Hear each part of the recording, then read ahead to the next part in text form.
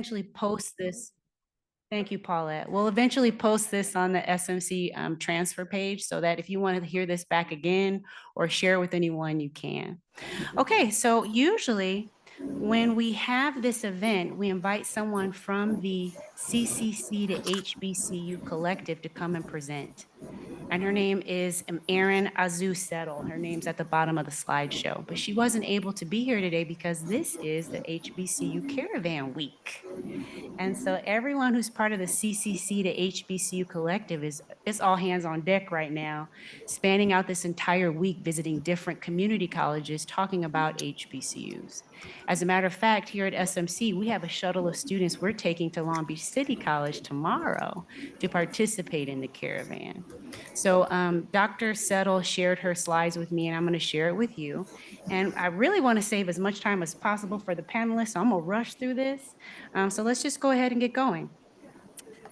I want to begin by just sharing a little bit about the history of HBCUs because we have such a rich history within our community. And oops, got to get this out of the way here.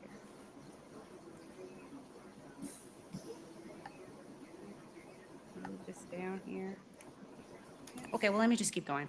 The first three HBCUs that were established was Cheyney University in Pennsylvania in 1837, followed by Lincoln University, also in Pennsylvania in 1854, and then Wilberforce University in Ohio in 1856. These were three institutions that were established prior to the beginning and end of the Civil War. And that's significant because, as you may recall, the Civil War, one of the big things about that was they was fighting over whether to keep slavery or not. And so these three institutions were started in the northern states. But it was after the Civil War ended that the majority of HBCUs were established. In fact, there were 85 of them that kind of came into being after the Civil War ended. And thanks to the Morrill Act of 1890, there were a lot of HBCUs that were land grant institutions. And it's kind of hard to see on this map, but you'll see that the majority of HBCUs, when they were established, they were down south, Midwest, kind of on the East Coast. So that's another reason why we want to bring this information to you, because sometimes here on the West Coast in California, we may not be as familiar with HBCUs as they might be down south or in the Midwest or East Coast. Maybe you know about it if you have a family member or a friend who attended or graduated from one. But here at Santa Monica College, we really want to make sure that all of our students are aware of all of their transfer options. Yes, we have amazing institutions here in California with our UCs at our Cal States and a host of private schools, but you can go anywhere. You have a host of options available to you. And we want to make sure that you know that HBCUs are one of those options. That's a great thing to consider. So when they poll people about what made them decide to attend a HBCU, and we're going to hear from our guests about that today, you hear a lot of things, such as it was the community or sense of belonging that they feel at an HBCU, how they feel like an HBCU prepared them well for life beyond college, how they were able to establish strong mentors and great connections with their professors and faculty that they work with.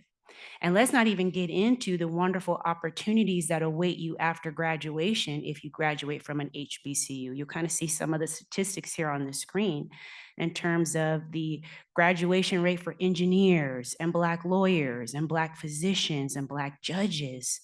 So I just am so proud of our history and our background that started at HBCUs and beyond. Some additional benefits that come with attending an HBCU is just the lower teacher to student ratio that you often see in the classroom. And panelists, I'm hoping that some of you will speak to some of these things when we get into the panel. But then also the fact that most of your classes are taught by professors instead of just TAs in many of your classes. Also, the long-term earning incomes that await you as an HBCU grad. And then competitive tuition costs. And what I meant by that is that, sometimes people assume, oh, it's going to be too expensive for me to go to a HBCU. And that's not necessarily the case. Based on some of the tuition at different schools, it could be comparable to what you would pay going to a UC if you stayed here in California. So we also want to plant the seed to people to not make any assumptions about what the cost of college is going to be based on where you decide you want to go. Another benefit of HBCUs is a longer application period. Sometimes schools are pretty strict on the deadline by which you have to get your applications for transfer in. But sometimes at the HBCUs, they have a more flexible period in terms of when you can submit applications. So that can be very beneficial as well. And then some other things that come up quite often when you're talking to HBCU grads about their experiences, things like homecoming and Battle of the Bands and step shows. So hopefully we'll get into that a little bit too. And then just graduate school opportunities and employment opportunities that we've already talked about. And then I know that this usually comes up on this panel too, is just because you go to an HBCU doesn't mean you're not going to experience diversity. You're still going to have a diversity of people that you're going to connect with at an HBCU campus. Um, so don't make any assumptions about, oh, I'm just going to be going to school with all Black people. We're not a monolith. So that's something else that awaits you. Now, back in 2015, there were several HBCUs that decided to enter into an agreement with all the California community colleges. It's not all the HBCUs, because just FYI, I think the last I checked, there's like 107 HBCUs across the United States. And I wish I could say all 107 of them entered into this agreement with the California community colleges, but that's not the case at this time. I want to say right now there might be about 40 or so schools that entered into this partnership, but there are some benefits. And why did they enter into this partnership? Because they want to try to facilitate the pipeline of students coming from California going to an HBCU. They want to make this attainable for you, make it easy for you if it's something that you would like to do. So how do you unlock these great benefits of going from a California community college to one of the partner HBCUs? Well, you have a couple of pathways you can do. You can either just aim to complete 30 or more UC or Cal State transferable units here at SMC. That's if you want the shortest distance between 2 points. You're like, you know what, I want to get in and get out, want to get to a HBCU as quickly as I can. You can unlock this pathway by just doing at least 30 transferable units. The other pathway you have, which might take a little bit longer, is completing an associate's degree for transfer, also known as an ADT. Now, just FYI, you don't have to complete an associate's degree here at Santa Monica College. That is a personal choice for you. Some students come to SMC and complete an associate's degree, and some students don't. If you do decide that you want to complete an associate's degree, you have some options. We have things called local associate's degrees, or we have these special ADTs, associate degrees of transfer. So if you're not sure if you're completing an ADT or not, that will be probably one of the first questions I would encourage you to sit down and discuss with a counselor. But if you decide to pursue an ADT or at least complete 30 minimum transferable units and also maintain at least a 2.0 GPA in all of your coursework, then you can transfer to one of these partner HBCUs. And it's a guarantee.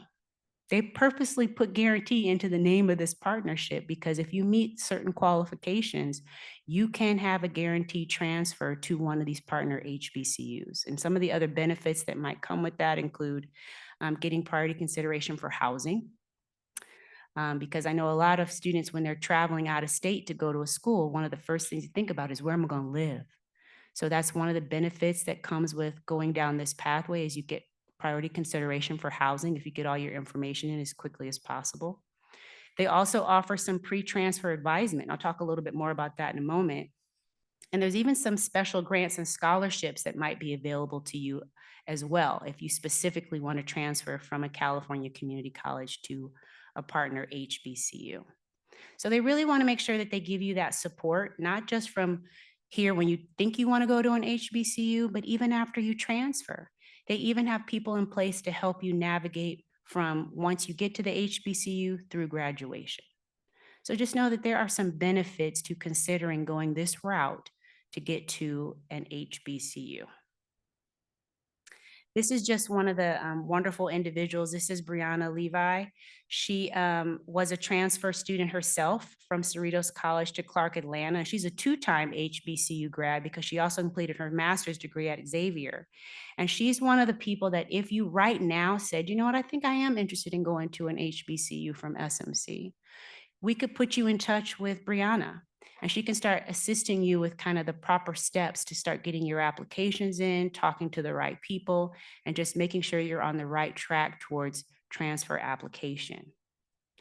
If it works out well and you get accepted and decide to actually go to one of the HBCUs that you applied to, they have these amazing sisters in place to kind of help you from there. And these are also students that transfer from a California community college to an HBCU, and they serve as coaches to help students kind of just make that adjustment once you do transfer to an HBCU and make it through to graduation. So that's what I mean by they're not just going to help you get into an HBCU, but they're going to assist you the entire time that you are there.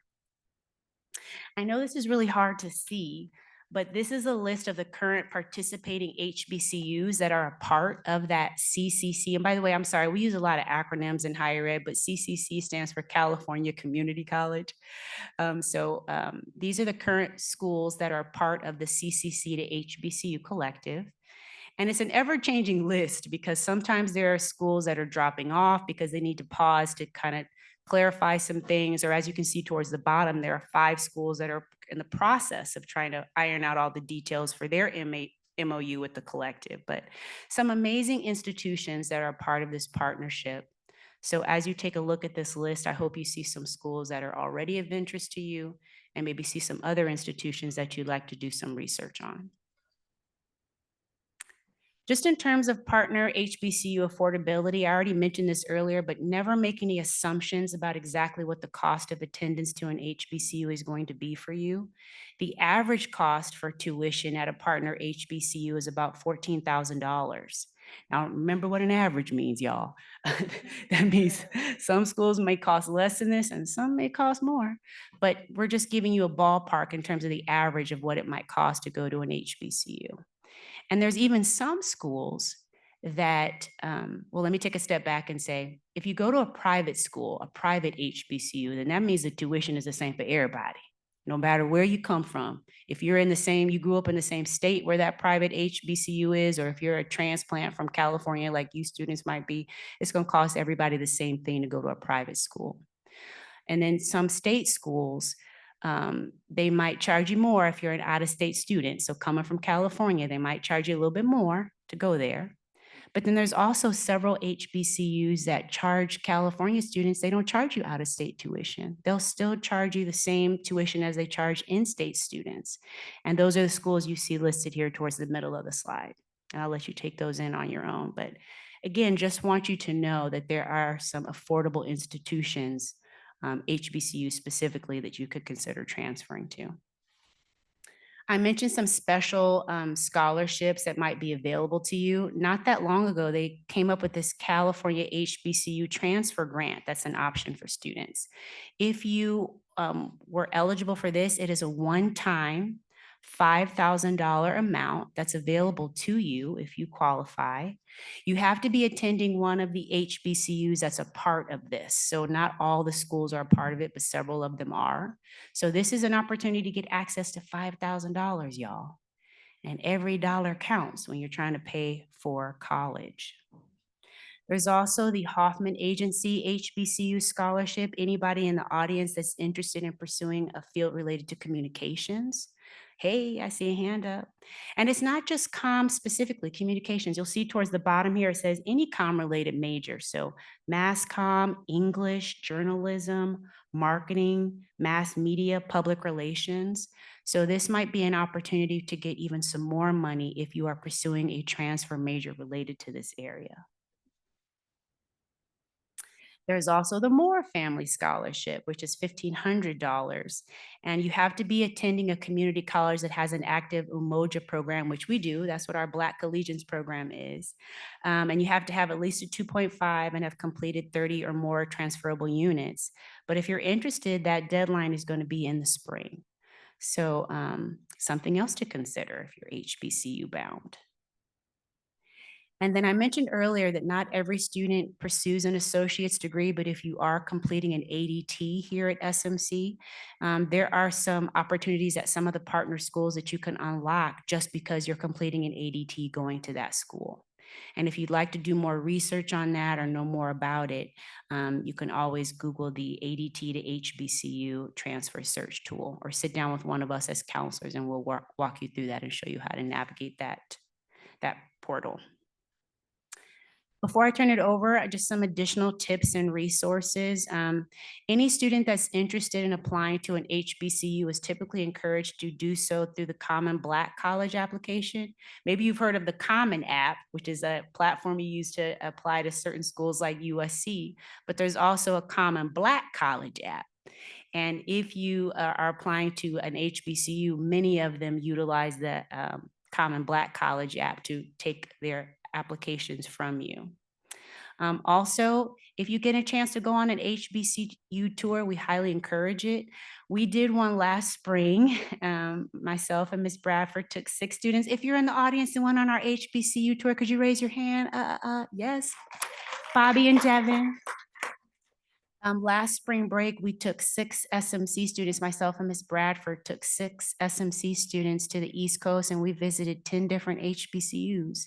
And not just the campuses, but we also checked out some historical landmarks as well, like Frederick Douglass's home, and we went to the African American Museum of Culture and History.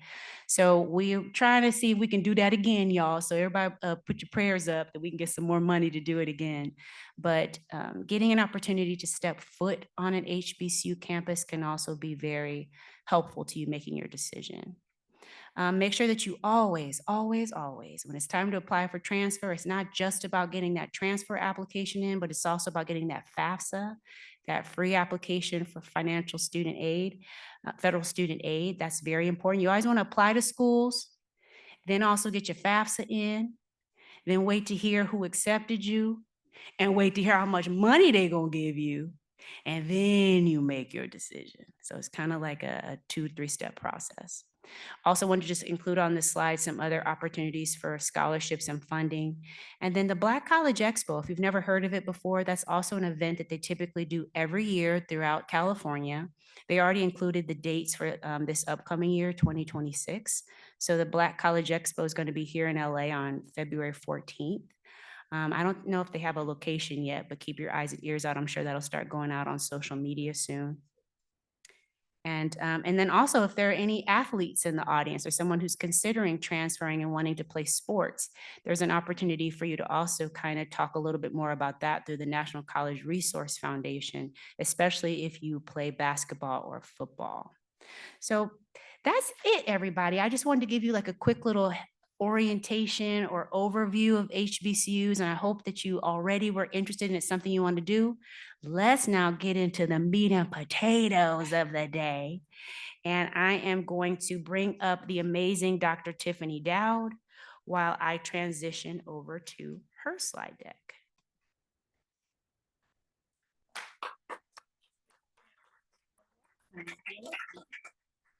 Hello, everyone. Hello. I'm so excited to be here with all of you. This is such an amazing.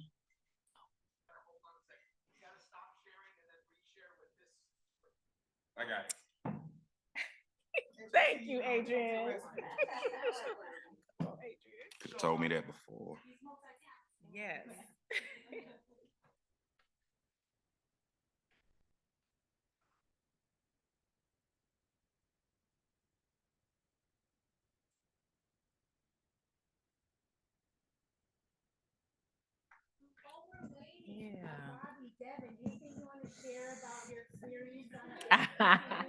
Put you all on the spot, huh?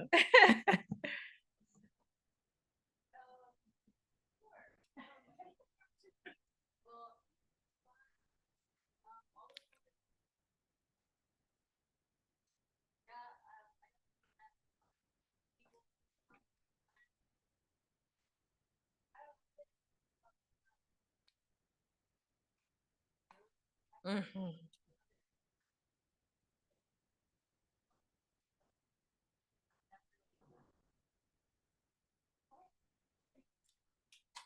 Thank you. Thank you both. Thank you all. So let me go ahead and just start while we are transitioning into the PowerPoint. Oh, okay. That's okay. That's what I did. Yes. Bowie. Okay, thank you, thank you. Got it, Gunner. Okay, so let's go ahead and just start a little bit. I want to give a little bit of history and background of why we developed. I'm sorry, go ahead.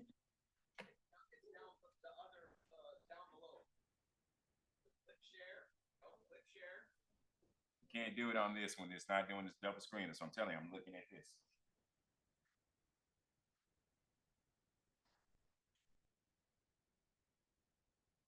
It's okay.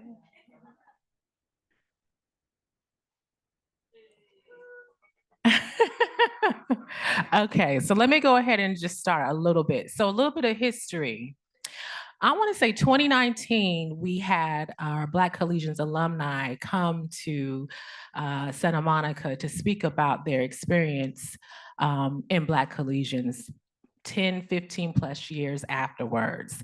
And we realized how impactful that panelist was for our students. And so we decided to create an HBCU panel, which was very important for us, especially with Black collegians.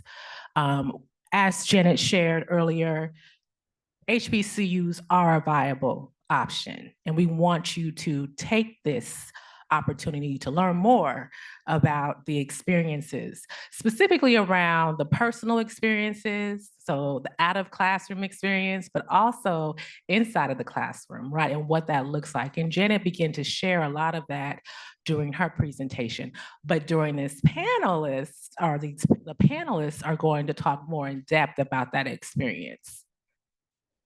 All right. Thank you, Adrian. No. That's what I'm saying. It's not doing it then, Gunner. You got to keep going, baby. Okay, okay. Okay. So as I just shared earlier, we want to really emphasize the personal and academic experience, but the biggest piece here is representation. We want to ensure that you understand that we have HBCU alumni here at Santa Monica College and other community colleges. And it's just really important that you all, if you have not already, to connect with these individuals as you learn more about them today. I can vouch, and I am biased, but these are all amazing individuals. But it is important for representation, and it is important to hear from all of them, okay? So let's see if we can start a little bit. Just improvising here, y'all. So let's start off with introductions. If we can just start from over here to Ivan, if you can start, and if you can share a couple of things. One is provide your name and current role, okay, and provide the HBCU you attended and the degree you attained. Okay, my name is Ivan Guillory. I'm currently not an employee at a community college. I'm actually a professor at Cal State Northridge. And yes. Well, thank you. All right. I'm not trying to encourage you to go there over an HBCU, but yeah, I'm currently a professor at Cal State Northridge. I guess my connection is probably because I went to Cerritos College originally and transferred to Morehouse College. So that's probably, my connection to this panel. When I was at Morehouse, my major was kinesiology. I'm actually currently a kinesiology professor at Cal State Northridge. I think that's everything. Thank you, Ivan. If you can pass the mic. Good afternoon, everyone. My name is Nicole Blackwell, and I teach in the English department here at SMC. I teach English C1000 and C1001. And I graduated from Spelman College in Atlanta, Georgia. Can you share your degree that you attained? Absolutely. I double majored in both English and sociology. Thank you. My name is Adrian A. Babatunde Thomas. I am the lead events technician here at Santa Monica College, along with Michael Gunderson. We run all of the campus events for all 5 satellite campuses here at SMC. I went to the Prairie View A&M University. I was a theater major, won a national championship in 1997 as a theater major. All right. Oh, yes. Hi, everybody. I'm Professor Bridget Robinson. You can call me Professor B. I teach in the English department as well. C1000, C1001, creative writing, and sometimes African American literature. And I went to a little college you may know, sometimes called the Capstone, sometimes called the Hilltop. To those who know and love it, called the Mecca. To the haters, it's the real HU. And it is the illustrious Howard University, Washington, D.C.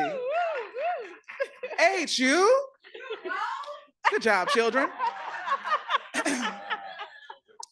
While at Howard University, I majored in English and minored in sociology and a little side minor in African American studies. And I think you should follow in my footsteps. I'm just saying. I know that seems like that's hard to follow, but so my name is Wendy DeMorris. I have this long fancy title, Associate Dean of Student Instructional Support, which just means I'm over all of tutoring on campus. And I went to the #1 historically Black college for I don't know how many years it's been #1. And that is Spelman College. I majored in English and trying to find a husband. No, I'm joking.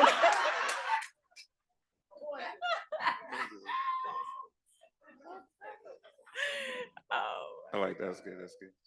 How y'all doing? I'm Professor Peoples. I teach in the English department. My title is probationary tenure track instructor, although I'm done after this semester. I have my tenure. Thank you. Thank you.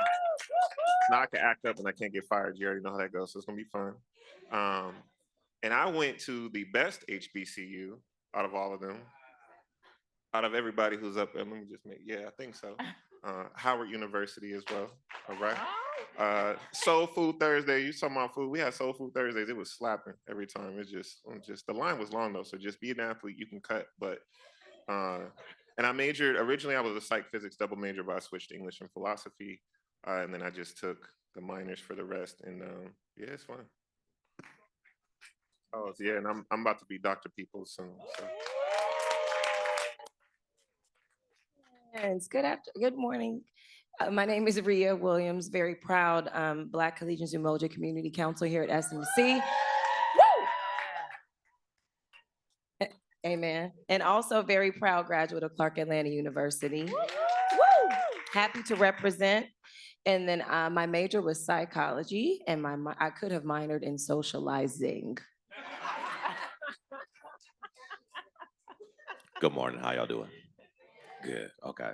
So my name is Dr. Junius, Dr. J, and I teach comm studies here.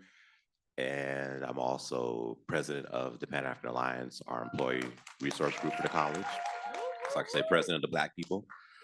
So I went to Howard University and I went for my master's and my PhD. So I think I'm the only one on the panel that went for a graduate degree to an HBCU, which we'll probably talk about later. I got my master's in social work and I had such a good time. I just stayed and went a little down the hill and got my PhD in communication studies there. All right. So can we just do a quick round of applause of all of this Black excellence? All right, all right, all right. Okay, so it's time for us to start asking these questions, right? Okay, so first question, and this is for Jermaine and Nicole, okay? So this is about attending an HBCU. Why did you make a personal and academic decision to attend an HBCU? All right, so I was educated K through 12 in LAUSD. And to get what was considered a good education, I was put on a school bus and sent to the Valley for my middle and high school years. And this was a challenge because I was completely disconnected from my community. Like, I was outside of my community. I thought that it was unfair that I needed to leave my community to get this good education. And then the impact was that, so I couldn't really play with the people in the neighborhood because I got up early and I got home late. And I couldn't really bond with the people at school because I needed to get on the bus and go home. It was a very profound impact on my development to get this good education. I am not really sure what the path was that led me to the HBCU because I'm so excited that we're having this panel and that we have these conversations now. At that time, there weren't as many conversations, particularly in the state of California. I really have concluded that I believe a different world was on the air. And I was like, I really resonate with that experience. That's the experience I want to have. And so I started doing some independent research. And I remember my high school counselor was like, you have to apply to schools in California. UC's, Cal State, you have to apply to these schools. I was like, no, I don't, because I won't be going. And so I applied to every school in the Atlanta University Center. I applied to Spelman, I applied to Morris Brown, and I applied to Clark. And I got into all of them. And I'm going to have to go on the record saying this, so none of my Spelman sisters hold this against me. Spelman gave me the most money. And that was my determining fact. They did, right? They did. And that was my determining factor to get me to Atlanta. And it is a decision that I have never regretted and never looked back on. How much time do I have? Brevity's not my strength, but I'll. So I went to Cal State LA for undergrad, and I was a social work major, and I approached my faculty advisor, a Black woman named Dr. Shirley Better. And I wanted a scholarship by the National Association of Black Social Workers, which she was a founding member of. And I went to her to do a recommendation, and she did it. And I got the scholarship, and I went back to thank her. And she looked at me and she said, okay, well, this is good. And what is your next steps? I was only a sophomore. I said, what are you talking about? And she said, well, if you can get a bachelor's, you can get a master's. And if you can get a master's, you can and will get a PhD. Yeah, and I was like, uh-oh. I've never even thought about graduate education until she planted that seed. And so I said, okay, I'll sit with that. She said, but I just want to say, you have really high cheekbones. I think you should model to pay for your graduate education. Be a supermodel. I like your look. She really said that. So I was like, oh, okay. And so I had finished at Cal State LA, and I started thinking, what are my next steps? And I knew I wanted to go to a HBCU. So I wanted to get an MSW. And in the profession, it's probably 80–90% female. And I knew if I went to a school that was not an HBCU, I felt like I would probably be the only Black person and Black male in the classroom. And I did not want that experience. And so I started looking around, and I found Howard University, and I saw that their School of Social Work was built on the foundation of the 7 pillars of the Black experience. And so I was like, oh, I think I can do this. And so I want to say Howard University is the only school I completed an application for. I started one for Clark Atlanta for counseling. I didn't finish it though. But I did start one. And so I found my way to Howard University. And I want to just emphasize something Janet talked about. It is a doable thing. I had never left the state of California before I applied to Howard University. And I found my way and everything worked out. So I know that this is a transfer event for undergrad, but I just want to lift up in this space what Dr. Better told me, that some of you all of you all, will go on and transfer and get a bachelor's, and will go get a graduate degree, a master's, and or a PhD. Yes. So while it's a great opportunity for undergraduate experience, it's also a phenomenal opportunity for higher education to get graduate education. So just sit with that. Thank you. Thank you. And just to add to that, as we're sharing here, this is a personal and academic choice for all of you. Taking the time out to research, to even talk to some of our panelists here is important, right? When you're comparing and contrasting what those essential components of a college environment looks like, these are the things that you really need to think about, right? Outside of the finances and so forth, you know, what does that environment and culture look like for you? Which transitions into our next question, HBCU culture. Okay. And so I have both, I want Bridget and Rhea to talk about the culture of an HBCU.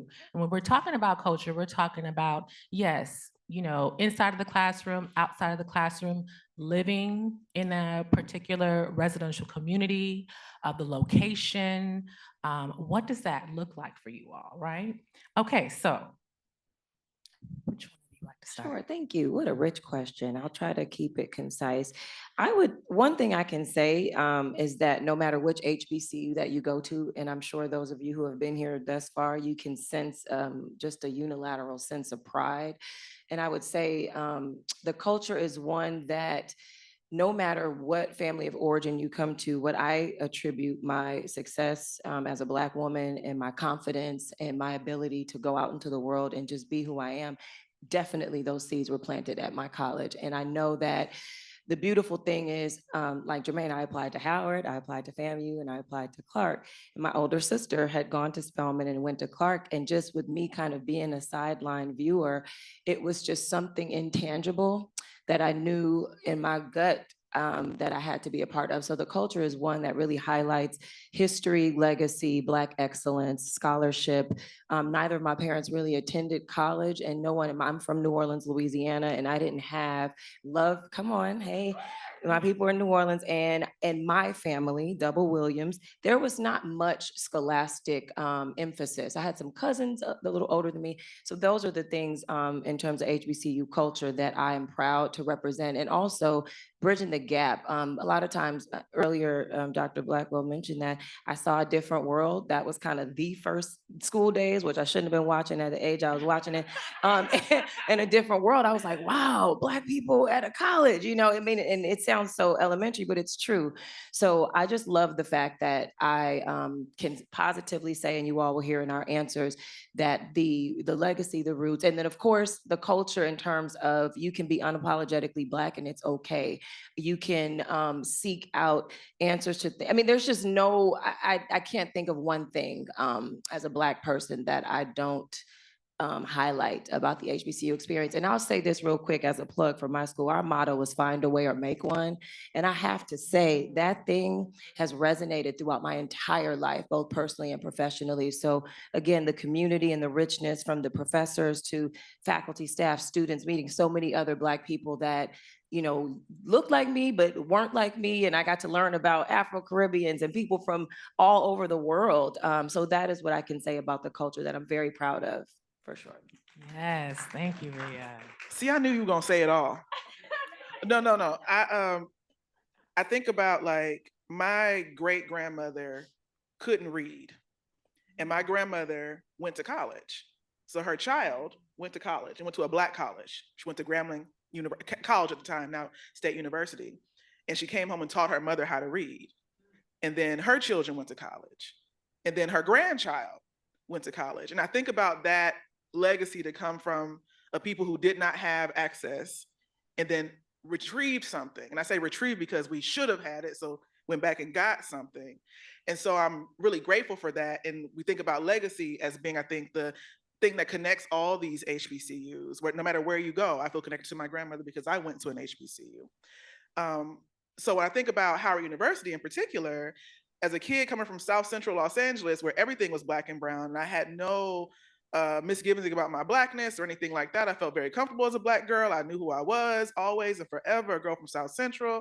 And then I got to Howard, and then I was stumbling across other Black people who were very different from me. And that was shocking and amazing at the same time. I didn't have a culture shock per se about race, but I had a reawakening to all that we could be.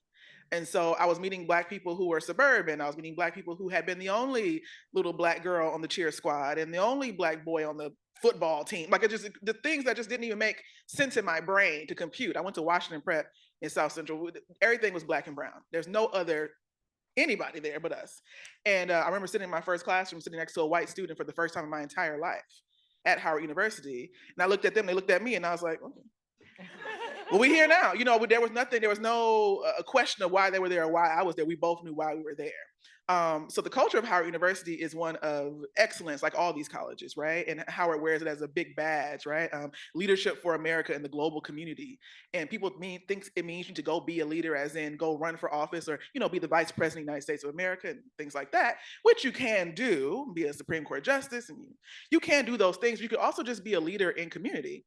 You can go back home and take back what you learned and take back the culture that you gained and the perspective on Blackness that you picked up at your HBCU. I feel so fortified in who I am because I went to an HBCU. Sometimes when I get a little low here in California, I take a quick trip back to DC just to walk around and remind myself, right? Just to remind myself of who I am. I get to walk the streets of DC, which is still Chocolate City, okay, and get to see Black people. I get to go online, even on Instagram, and watch them having fun at homecoming without me, but I get to remind myself of who I am and whose I am, and I can come back and do this with you, right? So that's the culture of an HBC that I want to bring to space. Thank you.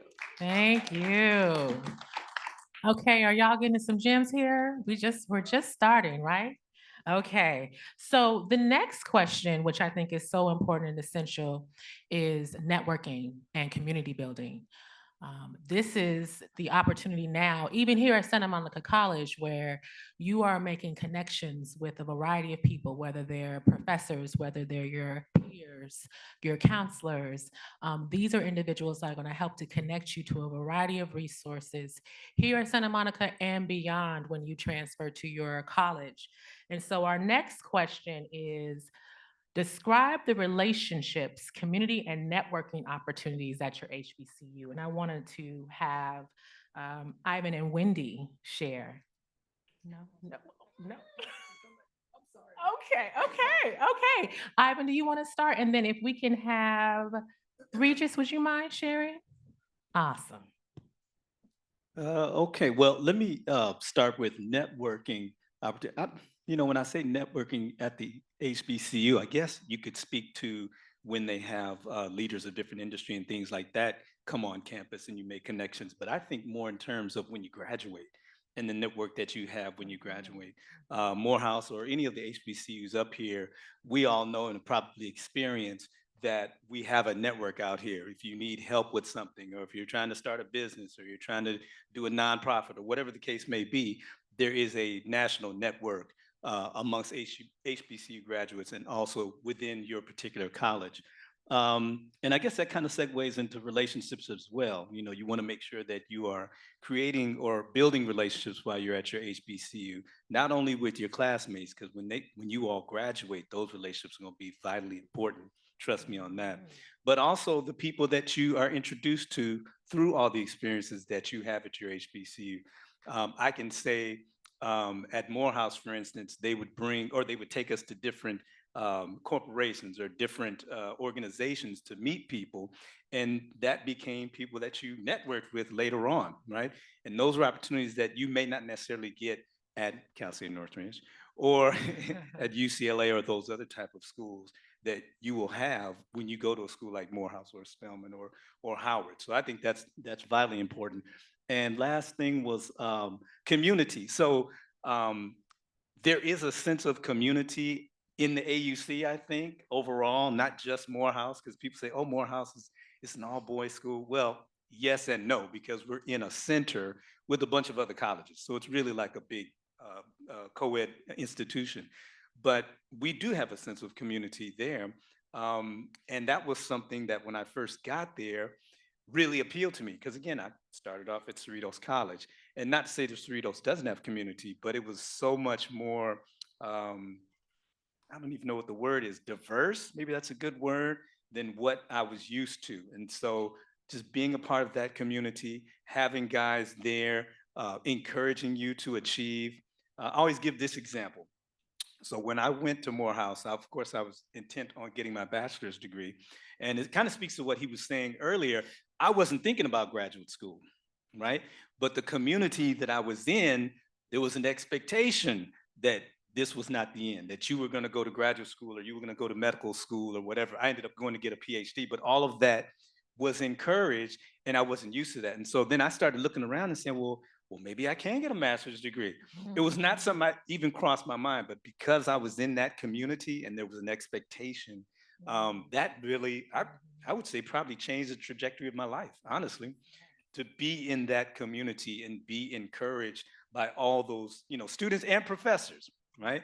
Because again, in terms of your professors, if you go to, USC or all the schools around here, you may not have the same kind of community feel. Let me give you an example and then I'll give this up. My sister, who was a chemistry major, was having a hard time. I don't even remember what class it was, physical chemistry, organic chemistry, one of those classes. And her professor, and there was a number of girls in the class. My sister went to Spelman, by the way. So a number of girls in the class, right? Her professor had the girls come to her house. She cooked them dinner and they had study sessions at her house. So if that's not an example of community, I'm not sure what is. So Thank you. Regis? So, and I love your answer. That's, that resonated with me. For me, it was a lot of different things. I have like a community in LA. We do escape rooms and host events and stuff, and all of them went to HBCUs. It's literally like our whole entire group, coincidentally, went to Morehouse and Howard and Clark and all the other schools, right? So the first thing is I would say like the people that I met, in 2009, I still talk to today. We still network. They're all professionals. We all have businesses and we work together to commingle and make sure we can make money together. If I'm going to make like a $10,000 investment, I know I can call them and be like, hey, look, do you try to make this investment? And it's more like we are not necessarily gatekeeping tools that we can use to all grow in that sense financially. And it's just nice to also know someone who went through the struggle with you, right? But it's also like above the struggle and able to sort of look back and also pass that knowledge. The other thing I'll highlight is everyone I've ever met from Howard has given me a job or helped me in some way, including Bridget, which is the reason I work here at SMC. Yeah. I met Bridget in grad school at Otis College. I was getting my master's degree. Someone was like, oh, there's a person who went to Howard. Did you meet them? And I met her. And she was like, look, man, let me tell you how to, become a professor if that's what you want to do. And she gave me the tools and introduced me to the people I needed to be introduced to. And here I am, with a really great job. So just to give an example of like the Howard way, there's the Bison and Helping Bison Network. If you're ever struggling in life, you can go on the Facebook group. People donate and all kinds of things all the time and can help with the power of exposure. And also as a student athlete, there was a lot of community. I would say it was fun getting to, see the other HBCUs at the events and we could I ran cross country and track, but for cross country, there was no Black people basically. So it was nice that we like, oh, what's up, Hampton? It's us. And then George Mason's 200, people, so it was like just having that visibility, but also occupying those spaces to say, look, we're here too. And we're going to cook some of y'all. So like, don't just, you know what I'm saying? So that was a thing too. And then lastly, doing what we're doing here and just meeting students who have the aspiration to go to those things, and being able to share that story. And also, this is the last thing. So, I didn't originally want to go to college. I wasn't sure what I was going to do. I came to campus. It was probate day. I saw some cute dogs and some AKAs out doing. I was like, oh, I'm about to pull. I'm going to school here. This is cool. And the point is, as far as the opportunities you'll have, whether you're an athlete or a scientist, or you're trying to, do like pledging or whatever the case is, or even if it's on an academic level, there is some way to connect and everything is intertwined. So you'll get a little bit of everything everywhere you go. It's kind of what I want to, it's like a gumbo pot, it's not just one thing in it. You got to make all your relatives bring an item or they got to pay up, right? So think about it like that. And that's about it. Thank you. Thank you. All right. So we're now going to talk a little bit about the academic and social experience. We're really going to start focusing more on the balance between the two, because of course you got to work hard, but you got to play hard too, right? and have some fun and engage with other people. So the next question is, how did you create a balance between completing your academic goals and enjoying the social experiences at your HBCU? And I wanted Wendy and Adrian to share. Yeah. Okay, so I'm gonna just keep it real. Like, I partied really hard in high school. Like, I was going to college parties, cues, everything, and like, well, I know, but they were, that's what we did. And so then when I got to college, my mama said, "You got 4 years. That's all I'm helping you pay for." So then I got there and I settled down, but I had really good roommates. They were both computer science majors, and they literally when if it was a Friday when classes were out, we stayed in and we did all our homework so that we could go out during the weekend and not have to worry about it. But they had that type of focus. I didn't, but I'm glad that they had it because it was something that I learned from them as far as being able to balance that. The other thing I was gonna say about balance, and I kind of like Regis in the sense that I wasn't all that into college, but I'm glad I went. And to be honest, I wasn't all that into being at Spelman, but which is a thing that people from California have, that homesickness. But one way that I did break it up is that I went and studied abroad in London for my whole junior year. And that was a great year. I learned a lot. And that year was the first year we sent like 32 Spelman nights abroad. And so, and there was a few of them that were there in England at that time. And of course, we had a blast. We did our own Freaknik over there. Socialize. Yes, exactly. So, Okay. but I just tell people, like, just go, stay focused. The parties will always be there because I was just out last night. No, I'm joking. No, she's not. No, the parties will always be there. So don't get caught up in that and just stay focused because it's going to be the best thing for you. Thank you. Adrian? Well, my experience is totally different. I mean, when I was at PB, I had no time to party. I've said this year after year. I was a theater major, and I was there to try to become an actor and a theater technician, which I am today. And I won a national championship, one of the only HBCUs, Howard and Prairie View, to ever win national championships in theater. And that was our second, but mine was the only one for acting to this day. Yes. And so,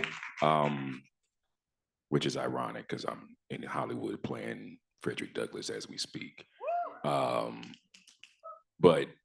it's, for me, it's the network afterwards. Cal State Dominguez Hills, the head of the theater department, Donis Leonard, is the reason I'm sitting in this seat right now. I used to watch that dude on VHS. And when I got to California, he had an audition right down the street from here at the Morgan Wixon Theater. I walked in there, didn't know him from Adam. He didn't even look at my resume. As soon as I opened my mouth, he said, "Oh, you went to PV." And from then on, I've been working because of that network, because of him. Literally, he changed my life. If you don't know who he is, if you ever watched the show House of Lies with Don Cheadle, his son was the star on that show. I got him that gig right there at the Morgan Wixon. So the network that you will have is for life. It's like having siblings. The people that you meet in college will always be with you the remainder of your natural life. You need that family. Thank you. Yes, yes, yes. All right, so let's talk a little bit about, we want to focus a little bit more on some memories. And we were just talking a little bit about various experiences, but if we could have both Jermaine and Nicole share a little bit about one most memorable experience you had at your HBCU. Okay, I'm just really briefly going to speak to the community question as well. So in the month, so we're in October. So about 2 weeks ago, I went to Spelman. I'm sorry, I went to Atlanta. I went back to Atlanta. My daughter is a student at Agnes Scott College. She's a first year student, which is in Decatur, Georgia. So I went back. I'm the mother of 8 children. We took 7 kids. Me and my husband took 7 kids plus a bonus. So we took a total of 8 to Atlanta to visit my daughter. When I went to Spelman, when I got there, when I was a first year student way back in the 90s, my dad's neighbor was like, oh, my sister graduated from Spelman. She lives in Atlanta. Let me put you in touch with her. So she put me in touch with this woman, Mrs. Harper. I have been in touch with Mrs. Harper all of these years from back in the 90s. And I called her and I said, you're finally going to meet my whole family. We're going to be visiting Atlanta in October. And she was like, oh, you can stay with us. I said, okay. Let me clarify. We roll in 10 deep. And I don't know if that's like what you signed up for. She was like, absolutely. That is what I'm signing up for. You can stay with us. And so she's a widow now, and she hosted my entire family of 10 people, including my daughter, who came and stayed with us as well in her house. And that is the kind of community and the kind of networking that still exists in my current day life. And so I just wanted to share that. Most memorable experience.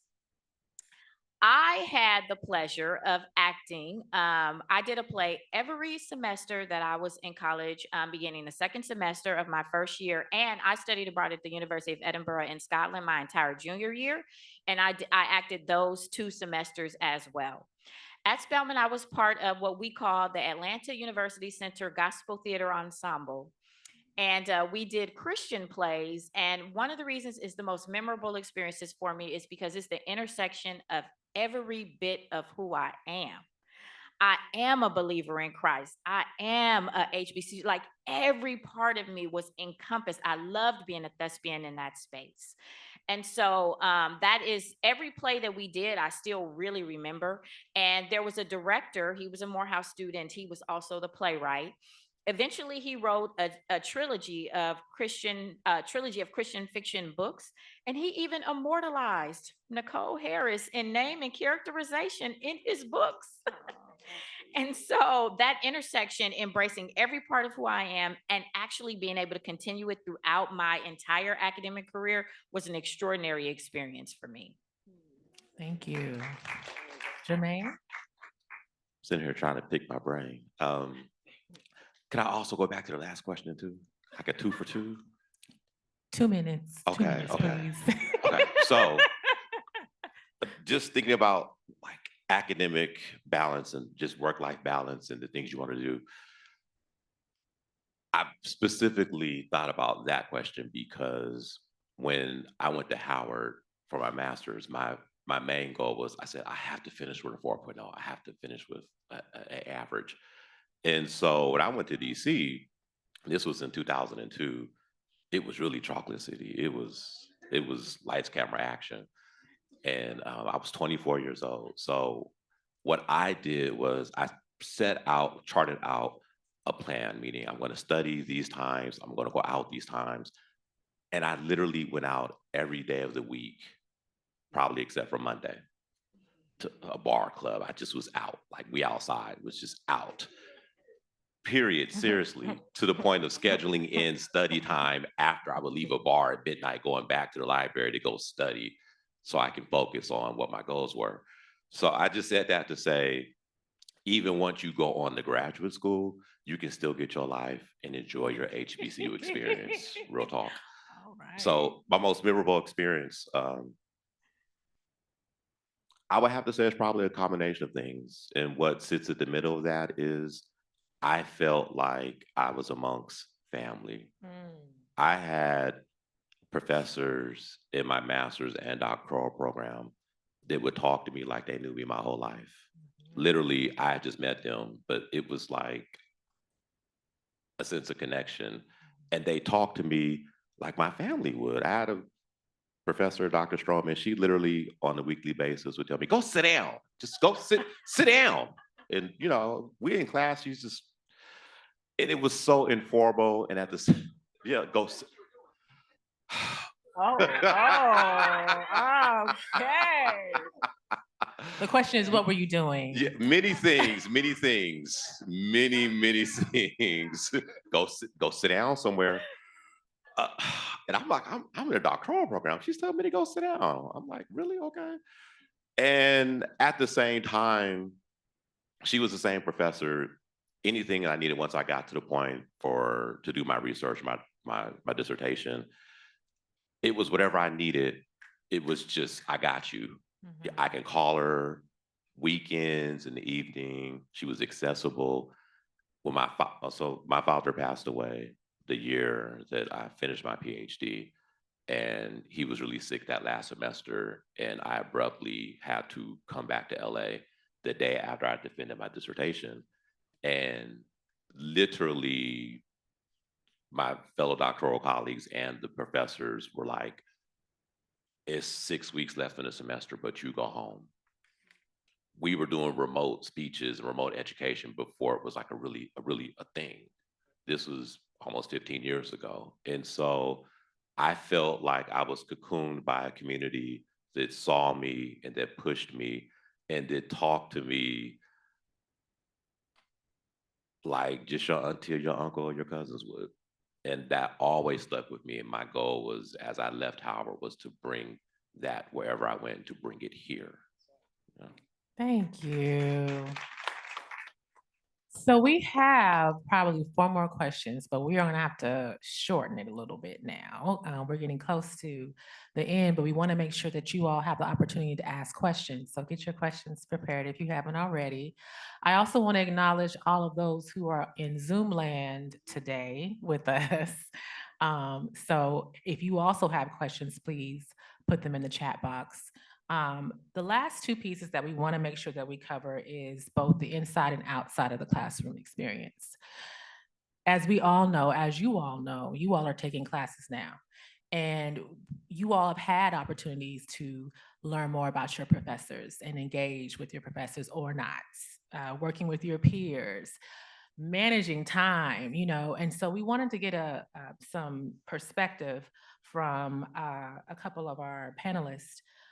One about the classroom experience, and we're going to have Adrian and Ivan talk about that. Describe your experience inside of the classroom. That's your faculty, peers, and academic support at your HBCU. Okay, this is actually a good one. So inside the classroom, well, let me talk about faculty first. So one thing I noticed when I first got there, and maybe my first semester, is how much the faculty cares about the students. And there were a number of different, professors that we all complained about because, half the class was failing or what have you, biochemistry, those type of classes. But, I had come from Cerritos, like I said before, so I had had 2 experiences. I'd had the large white community college, and then I had the HBCU experience. And the one thing that stood out, and I went to LSU for graduate school, so I had a large white university experience after that. The one thing I can say about faculty is almost like what I said about my sister, that the faculty did care. So on a regular basis, if a student decided they didn't want to come because it was an 8 a.m. class, they didn't want to roll out of bed, and they decided they didn't want to come, and they went to the cafeteria for lunch, it was not uncommon to see a professor come up from behind to that student, say, Mr. Taylor, where were you? That kind of thing, tapping you on the shoulder. And you're like, where that didn't happen, at Cerritos or any other colleges, they actually cared that you were there or not there in this case, right? So the faculty really did care. They really are interested in your success, even if they're hard on you and you may be mad about it. But looking back, they actually did care. So I can say that about faculty. In terms of peers, one of the things I enjoyed, because again, my experience previous was being in a classroom, not only just Black students, which of course is great, but intelligent Black students that could really articulate, and have intelligent discussions in class. Not that you can't get that at Cerritos or the other school, but in such large mass that we had it, and you always hear this thing about, Black people being anti-intellectual and whatnot, but that was not my experience when I got there. And so being in that kind of environment, being in an environment where the guys were all encouraging one another to achieve in class, doing study groups and things like that. For instance, if you do go to a large white university, let's say you're in a math or science class, they may be forming study groups that you don't know about. Whereas at Morehouse, that wasn't the case. You say, hey man, let's do a study group. We're gonna be at the library at such and such a time. So that was a great experience, and that contributes towards your success in the class. A lot of times, for Black students, they say if they're not achieving in science and math, a lot of times it's because they're not in these study groups that they're being excluded from. Well, you don't really have that at a Morehouse or Spelman or Howard or any of the other schools or Clark Atlanta. So in terms of peers, that was great. And academic support, they had tutoring and everything else that most of the universities have. So like I said, it was a great experience in the classroom. I'm glad I got a chance to experience it because it is different than my graduate school experience and my community college experience. And now I felt a little bit more grounded in what we could achieve as Black people, to be honest with you, because you don't always get that out here, at the different colleges here in California. So I think that's how I felt about the faculty and peers. Thank you. And Yeah. just really quick, thank you, Ivan. We are running very close to time. I do want to make sure that we get a little bit of time for questions. I do apologize. I do want to ask one person to talk about, because we have to. I mean, homecoming, things, clubs, organizations, living on campus, all of this is a part of your experience. I know that you all don't have that experience here, but it's very relevant and very important as it relates to your experience as you transfer to your four-year college. So can we have you speak to that? There is nothing that can prepare you for homecoming. You have to experience it. Yes. I still dream of seeing the purple and gold with the storm. That's the name of our band. As they roll through, I can see the drum majors in my head. Right. Leaning down to the ground and coming back up. You must understand. Behold the purple and gold. Yo. So you need to Google it. You need to watch some videos, but there's still nothing like experiencing homecoming. I've been to Howard's homecoming. I've been to Grambling. I buried my father with a Southern University flag on his coffin. Because my father and Southern University were one. My former sister-in-law is in charge of the Alumni Association there right now. Make no mistake, it gets in your blood. All right. And homecoming is what it is. Right. I had to miss PV's homecoming just this past weekend because I was performing here in LA. But make no mistake, I called everybody to check on my peoples. Oh, thank you. I'm gonna leave it at that. Thank you, Adrian. All right. By a raise of hands, did you get some good gems from the panelists? All right, all right. So really quickly, I want to give an opportunity to give the audience an opportunity to ask a question. You want to share your name and your question? Hello, I'm Clifton. First of all, I want to say I thoroughly enjoyed your talk. And I have a question for you. So when I was in high school, I went to a Black college tour, but life hit me and I wasn't able to attend. And I got sidetracked, but now I'm a returning student. And I actually took your class, Bridget. I don't know if you remember me. But so I wanted to know, I'm very interested in going to a HBCU. So my question is, how would you advise I make a decision on which one I will want to go to? Because they all sound like they're wonderful. You know what I mean? Like, so I just, that's my question. I'm gonna say this right off the back. Everybody here needs to go to Black College Expo. You need to go. If you do nothing else, you need to go. First of all, I will be there. If you don't have a way, I will find a way to get you there. And I mean it from the bottom of my soul.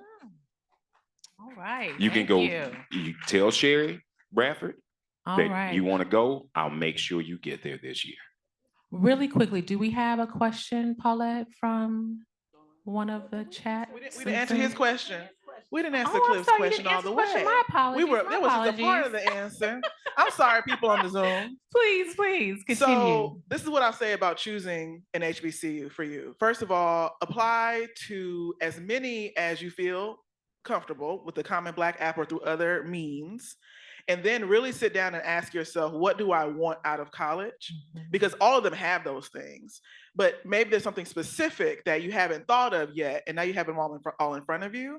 I would say think about region, location, think about the social experience you want to have, the classroom size, all of that. And then, as Dr. Robinson said, the money. Now, Howard didn't give me no money, so I can't speak to that, right? I set my mind on that at 11 years old. I was stubborn, but that is something to think about. What's that funding going to look like? And then also the trajectory afterward. Can I stay in the city, keep working? Can I go to graduate school here? Put those things in your head, but don't think about it by yourself. Do that in community with your family, with your friends, with your counselors, right? And don't let them make the decision for you, but let them give you wise counsel because they know you from the outside, right? And they can help you figure out which one's the best fit for you. Okay, Thank now you. I'm done. Thank you, Bridget. Paulette, 2 questions.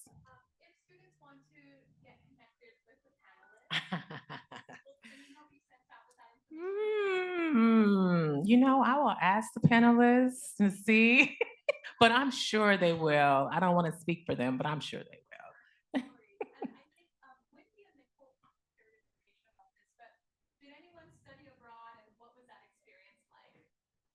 Wendy did share, was it London? Yeah, I went to London, and I say that it was the best year of my life. Because, well, we did the whole backpacking through Europe too during spring break, which was an experience in itself because we stayed in hostels and we had a Euro pass. Oh, so I'm aging myself. We had a Euro pass, which was like $300, which was a lot back then. But you could go to any country in Europe using the train system. And we had there was no internet. So we had a book called Let's Go, and Let's Go book had all the hostels, had restaurants. And I think the thing about that is that that's how you develop like character and tenacity, because we had to navigate it all without the internet. I always say GPS is the greatest invention of my life. But so I think and also just going to school someplace where they study different. In my classes, we're sitting around, literally like sitting around a table like this, drinking tea, talking about Shakespeare. Like that was the class, like 12 people. And we didn't have a lot of tests. At the end, we would have to write an essay. So it was just different, and meeting different people from all over just gives you a perspective. I say this is what America's missing right now because we're so disconnected from the rest of the world and we're so much in othering people. But when you travel the world, you realize like we really are all the same and we all in the same way. So I say even if you just have to study for a semester abroad, do the semester. I went a whole year. Even if you just go for a few weeks, like a summer program, just get that experience to just see something else in the world, because it's just such a big world out there. Thank you, Wendy. Thank you. Okay, we're going to do one more question here in person, and then we're going to transition to the 3rd floor for some doulins. Yay. Share your name and your question. Oh, okay. Hi, I'm Genesis McClay. I know Adrian, and then I know Dr. Genus. I don't know the rest of you guys. I do apologize. My question, excuse me. My question is, so my cousin went to Spelman, and she was in marketing, right? I like to call it like a dying major because my major is animation and not many people do house animation. And I'm also Afro Latina, although in some cases, some people have told me that I don't look like it. So, number one, how would the community over at HBCUs be?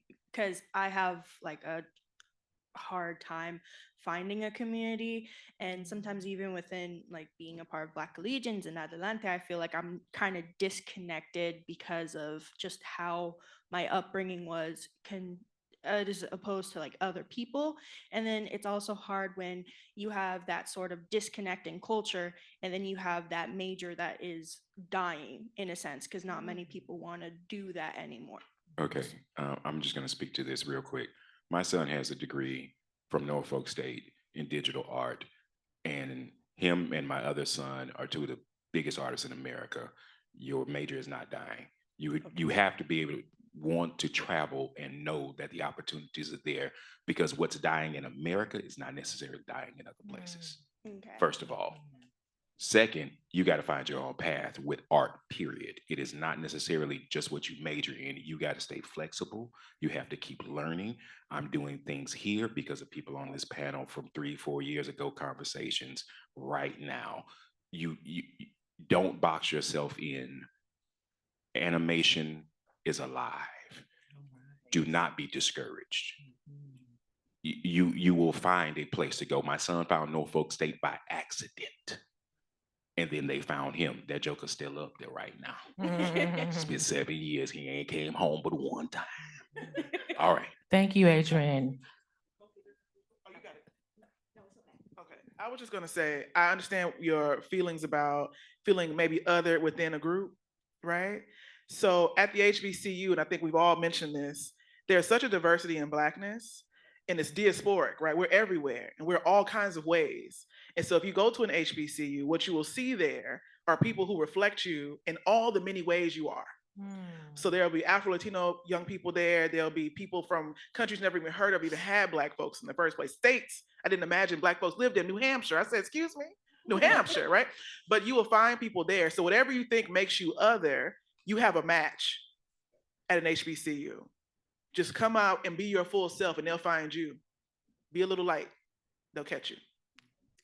Yes, we thank you, Bridget. Thank you, students, for asking questions. We have to transition into our third floor lounge, but can we please thank our panelists? And I didn't get the opportunity to share. I'm Dr. Tiffany Dow, Black Collegians counselor. Thank you all for coming today. We've invited our panelists to come to lunch. So if you are joining us, you'll have opportunity to meet them and ask any questions that you may have. So please do so. I want to thank Janet Robinson, Dr. Janet Robinson, for all of her amazing work on this. And I have to thank the incomparable Sherry Bradford. Thank you, everyone, for coming.